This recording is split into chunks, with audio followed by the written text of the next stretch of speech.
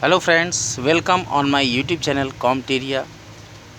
The previous lecture of LLB first semester MGKVP and SCPG College Varanasi related lectures we discuss about law of contract 1.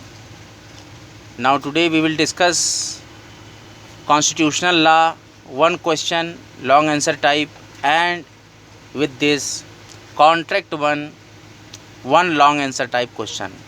Now before wasting our time, we will start new lecture LLB first semester first paper constitutional law. Describe in brief the special features of Indian Constitution. भारतीय संविधान की प्रमुख विशेषताओं का संक्षेप में विवेचन करें। भारतीय संविधान की प्रमुख विशेषताओं में पहला बिंदु है बल्किस्ट कॉन्स्टिट्यूशन ऑफ द वर्ल्ड, विश्व का विशालतम संविधान। भारतीय संविधान को सर आइवर जेनिंग ने विश्व का विशालतम संविधान कहा है। अब 68वें संशोधन के पश्चात भारतीय संविधान में कुल 408 अनुच्छेद है जो 24 भागों में विभाजित हैं तथा इसमें 10 अनुसूचियां जुड़ी हैं। भारतीय संविधान विश्व के लगभग सभी संविधानों का मिश्रण है।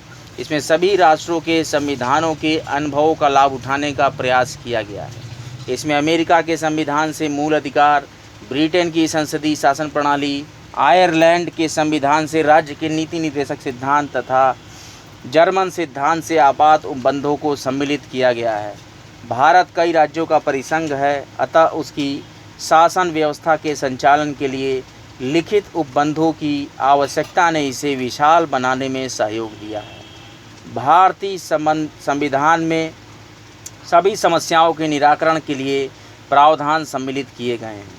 कुछ विद्वानों का कथन है कि संविधान जितना ही विशद होगा उतनी ही स्पष्टता आएगी तथा संविधान में जितनी स्पष्टता होगी उतना ही वह बोधगम्य होगा, परंतु यह भी सत्य है कि देश की सर्वोच्च विधि संविधान को संक्षिप्त तथा सरल होना चाहिए जिसे देश का प्रत्येक नागरिक उसे पढ़ और जान सके, किंतु किसी संविधान की विशालतम भ्रम तथा झगड़ों को जन्म देती है। इसलिए भारतीय संविधान को वकीलों का स्वर्ग अर्थात लॉयर्स पैराडाइज कहा गया है। अब दूसरी विशेषता की चर्चा करें। Establishment of sovereign democratic Republic, प्रभुत्व संपन्न लोकतांत्रिक गणराज्य की स्थापना। भारतीय संविधान की प्रस्तावना से स्पष्ट है कि भारत के लोगों ने स्वयं को एक लोकतांत्रिक गणराज्य के रूप में स्थापित किया है।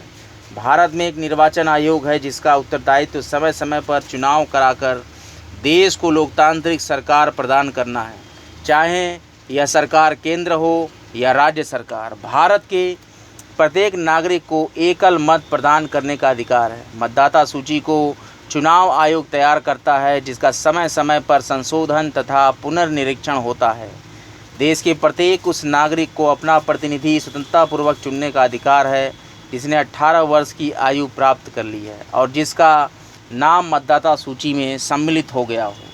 भारत के लोगों ने भारत को एक गणराज्य के रूप में अंगीकृत किया है। गणराज्य से तात्पर्य ऐसे राज्य से है जिसका राष्ट्राध्यक्ष वंशानुगत न होकर चुनाव द्वारा अपना पद ग्रहण करता है। भारत का राष्ट्रपति अप्रत्यक्ष मताधिकार द्वारा एक विशिष्ट चुनाव प्रक्रिया द्वारा चुना जाता है। इसका चुनाव प्रत्येक 5 वर्ष के पश्चात होता है। भारत का राष्ट्रपति 5 वर्ष तक अपना पद ग्रहण कर सकता है, उसे पुनः चुना जाने का अधिकार है।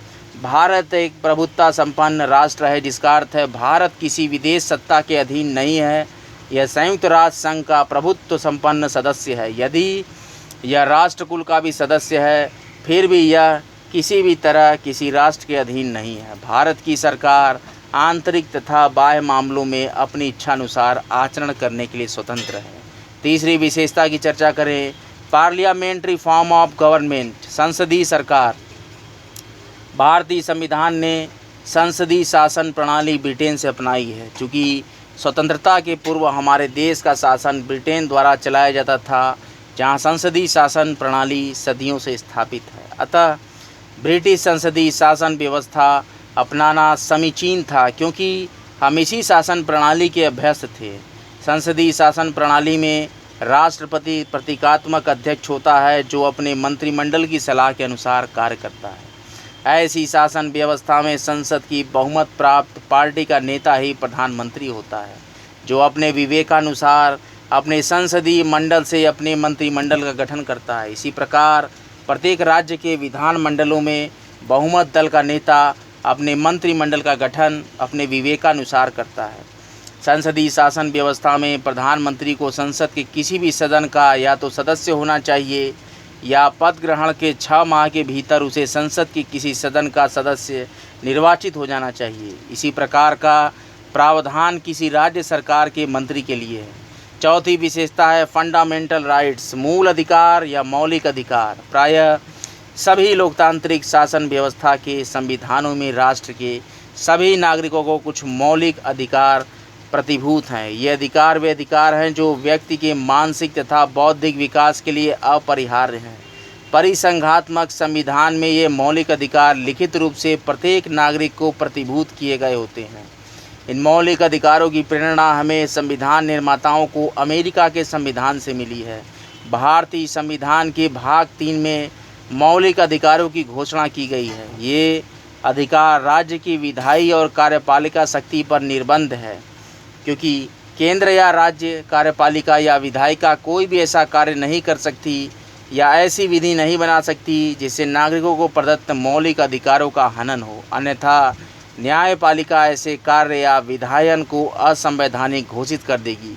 इन अधिकारों का संरक्षक सर्वोच्च न्यायालय तथा उच्च न्यायालय है। इन अधिकारों का अतिक्रमण होने का सर्वोच्च न्यायालय अनुच्छेद 32 तथा उच्च न्यायालय अनुच्छेद 226 विभिन्न याचिका निर्णय कर सकती है। मौलिक अधिकार पूर्ण आत्यंतिक नहीं है। इन पर लोकहित के आधार पर आवश्यकता पड़ने पर प्रतिबंध लगाया जा सकता है। अमेरिकी संविधान में मूल अधिकारों की घोषणा तो की गई है, परंतु उन पर निर्बंध लगाने के प्रावधान नहीं है, परंतु यह कार्य अमेरिकी उच्चतम न्यायालय द्वारा अपने विभिन्न निर्णयों के माध्यम से बहुत बाद में किया गया। 5वीं विशेषता है डायरेक्टिव पॉलिसी ऑफ स्टेट, राज्य के नीति निदेशक तत्व। भारतीय संविधान का भाग 4 भारत के नीति निदेशक तत्वों से संबंधित है। इसमें कुछ ऐसे निर्देश हैं जिन्हें पूरा करने की राज्य से अपेक्षा रखी जाती है। संविधान में नीति निदेशक तत्वों के सम्मिलित करने की प्रेरणा आयरलैंड के संविधान से मिली है। राज्य इन्हीं नीति निदेशक सिद्धांतों को ध्यान में रखते हुए अपने कार्यकलापों का संचालन करेगा। राज्य के नीति निदेशक सिद्धांत विधानमंडल तथा कार्यपालिका के पद प्रदर्शन हेतु संविधान में सम्मिलित किए गए हैं। राज्य के नीति निदेशक सिद्धांत नागरिक को कोई अधिकार प्रदान नहीं करते। ये उपबंध वास्तव में नैतिक आदर्शों के रूप में है और राज्यों से यह अपेक्षा की जाती है कि वे इन निर्देशों का पालन करना अपना कर्तव्य समझेंगे। संविधान के 26वें और 42वें संशोधन द्वारा राज्य के नीति निदेशक तत्वों के महत्व को और बढ़ा दिया गया है। इन्हें मूल अधिकारों पर वरीयता दी गई है। अब नीति निदेशक तत्वों को कार्यान्वित करने वाली विधियों को इस आधार पर न्यायालय में चुनौती नहीं दी जा सकती कि वे संविधान के अनुच्छेद 14 तथा अनुच्छेद 19 में नागरिकों को प्रदत्त मूल अधिकारों का उल्लंघन करती है।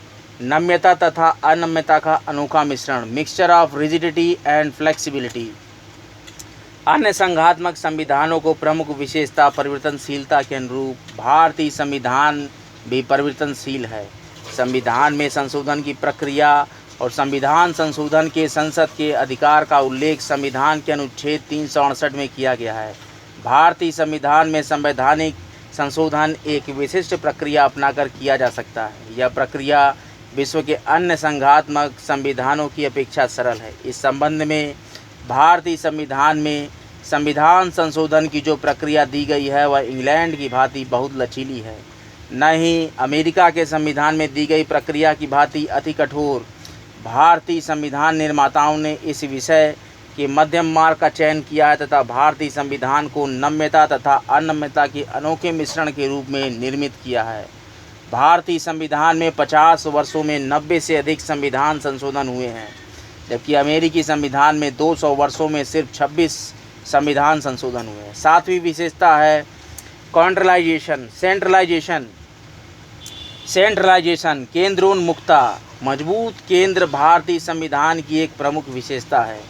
यद्यपि विधायी मामलों का केंद्रीय सूची तथा राज्य सूची के रूप में बंटवारा कर केंद्र तथा राज्य के विधायी अधिकारों को सीमित किया गया है, परंतु यह स्पष्ट किया गया है कि यदि केंद्रीय संसद तथा किसी राज्य की विधानसभा द्वारा एक ही विषय पर अधिनियम प्रावधान में विसंगतता या विरोध है तो राज्य विधानसभा द्वारा अधिनियमित विधि केंद्र संसद द्वारा अधिनियमित विधि से असंगतता या विरोधाभास की सीमा तक शून्य होगी।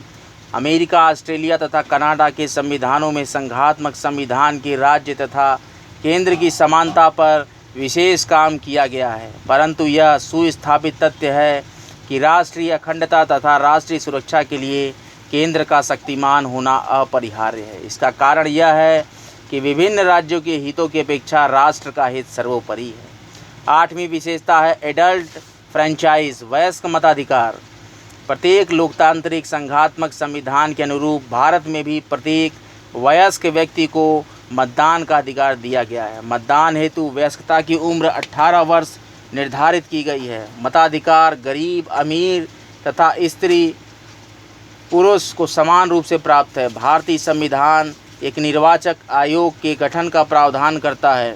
यह आयोग निष्पक्ष मतदान या चुनाव की व्यवस्था करता है। प्रत्येक मतदाता को संसद तथा विधान मंडलों में अपने प्रतिनिधि चुनकर भेजने का अधिकार प्राप्त है। हमारे संविधान में सांप्रदायिक मताधिकार की प्रणाली को समाप्त कर दिया गया है।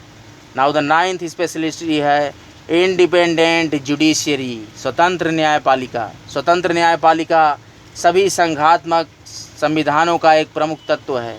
संघात्मक संविधान में संविधान के प्रावधानों की निष्पक्ष व्याख्या के लिए एक तंत्र का होना आवश्यक है। इसके लिए ऐसा निष्पक्ष न्याय तंत्र आवश्यक है जो संविधान में प्रदत्त मौलिक अधिकारों के संरक्षक की भूमिका निभा सके।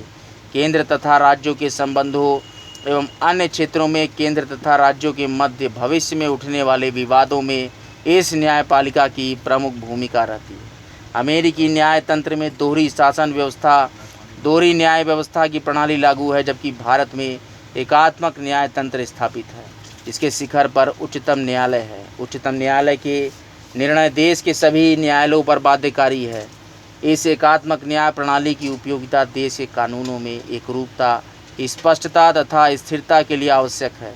उच्चतम न्यायालय न सिर्फ संविधान का अपितु देश के नागरिकों के अधिकारों का संरक्षक तथा जागरूक प्रहरी है। स्वतंत्र न्यायपालिका प्रजातंत्र की आधारशिला है। हमारे देश की न्यायपालिका केंद्र सरकार तथा राज्य सरकार के नियंत्रण से मुक्त है। उच्चतम न्यायालय तथा उच्च न्यायालयों के न्यायाधीशों की एक निश्चित पदावधि है। इसके पूर्व उन्हें अपने पद पर महाभियोग की प्रक्रिया के सिवाय हटाया नहीं जाता। महाभियोग प्रक्रिया अत्यंत जटिल है। इसका निर्धारित वेतन बजट के प्रावधानों से मुक्त भारत की समेकित निधि यानी कॉन्सोलिडेटेड फंड से प्राप्त होता है। इनके निर्णयों की आलोचना या चर्चा संसद या विधानसभा में नहीं हो सकती। इनके न्यायाधीशों की नियुक्ति राष्ट्रपति द्वारा अपने नाम तथा मुहर के अंतर्गत एक निष्पक्ष चुनाव मंडल की सिफारिश पर की जाती है। 10वीं विशेषता है सिंगल नेशनलिटी और सिटीजनशिप, एकल नागरिकता। संघात्मक संविधान में प्रायः दोहरी नागरिकता का प्रावधान होता है, जैसा कि अमेरिकन संविधान में है। प्रत्येक नागरिक को एक केंद्र की तथा एक राज्य की इस प्रकार दोहरी नागरिकता देने की व्यवस्था है, परंतु भारतीय संविधान संघात्मक होते हुए एकल नागरिकता को मान्यता प्रदान करता है। भारत का प्रत्येक नागरिक सिर्फ भारत का नागरिक है तथा भारत के प्रत्येक नागरिक को समान रूप से अधिकार, विशेषाधिकार तथा उन्मुक्तियां प्राप्त है। एकल नागरिकता का उद्देश्य सिर्फ भारत के प्रति निष्ठावान होने की प्रेरणा देना है। 11वीं विशेषता है इस्टेब्लिशमेंट ऑफ सेकुलर स्टेट, धर्मनिरपेक्ष राज्यों की स्थापना। धर्मनिरपेक्ष भारतीय संविधान की एक प्रमुख विशेषता है। भारतीय संविधान भारत के प्रत्येक नागरिक को अपनी इच्छानुसार किसी भी धर्म को अपनाने तथा उसके अनुसार आचरण करने की स्वतंत्रता प्रदान करती है। भारतीय संविधान के अनुसार राज्य सभी धर्मों के प्रति समभाव रखेगा, अर्थात सरकार न तो किसी धर्म को विशेष सुविधा देगी, न ही किसी धर्म के प्रति विरोध का भाव रखेगी। भारत का प्रत्येक नागरिक अपनी आस्था के अनुसार धर्म का प्रचार प्रसार तथा आचरण करने के लिए स्वतंत्र है। राज्य पोषित शिक्षण संस्थाओं में धार्मिक शिक्षा का प्रतिषेध है। 12वीं विशेषता है फंडामेंटल ड्यूटीज़ ऑफ सिटीजन्स, नागरिकों के मूल कर्तव्य। सन 1976 में भारतीय संविधान के 42वां संशोधन किया गया। इस संशोधन द्वारा भारतीय संविधान के भाग 4 का जोड़ा गया। इसमें नागरिकों के 10 कर्तव्य ड्यूटीज़ जोड़े गए। संविधान का 86वां संशोधन अधिनियम 2002 के द्वारा एक नया कर्तव्य जोड़ा गया, जिससे मूल कर्तव्यों की संख्या 11 हो गई। अब तक संविधान में मौलिक अधिकारों का ही उल्लेख था, अब संविधान में मूल कर्तव्य जोड़े गए। संविधान का सम्मान करना, राष्ट्रध्वज तथा राष्ट्रगान का आदर करना, स्वतंत्रता आंदोलन के आदर्शों का स्मरण करना और उनका पालन करना, भारत की एकता, संप्रभुता तथा अखंडता की रक्षा करना, आह्वान करने पर सेना में भर्ती होकर देश की रक्षा करें, भारत के सभी लोगों में समरसता तथा भ्रातृत्व का निर्माण करें, स्त्री विरुद्ध प्रथाओं का त्याग करें, भारत की संस्कृति का परिरक्षण करें, प्राकृतिक पर्यावरण की रक्षा और संवर्धन तथा प्राणी मात्र के प्रति सम्मान रखें, सार्वजनिक संपत्ति की रक्षा करें तथा व्यक्तिगत तथा सामूहिक गतिविधियों के सभी क्षेत्रों में उत्कर्ष की ओर बढ़ने का प्रयास करें। और 11वां ड्यूटीज़ है 6 वर्ष की आयु से 14 वर्ष के आयु के बच्चों के माता पिता और प्रतिपालक के संरक्षक जैसा मामला हो, उन्हें शिक्षा का अवसर प्रदान करें। अब मैं सेकंड पेपर के क्वेश्चन की तरफ बढ़ता हूँ। सेकंड पेपर है कॉन्ट्रैक्ट 1। कॉन्ट्रैक्ट 1 में आज का विषय है प्रस्ताव की स्वीकृति तथा स्वीकृति की संसूचना किस प्रकार की जाती है। प्रस्ताव तथा स्वीकृति की संसूचना कब पूरी मानी जाती है। How the communication of proposal and acceptance is made.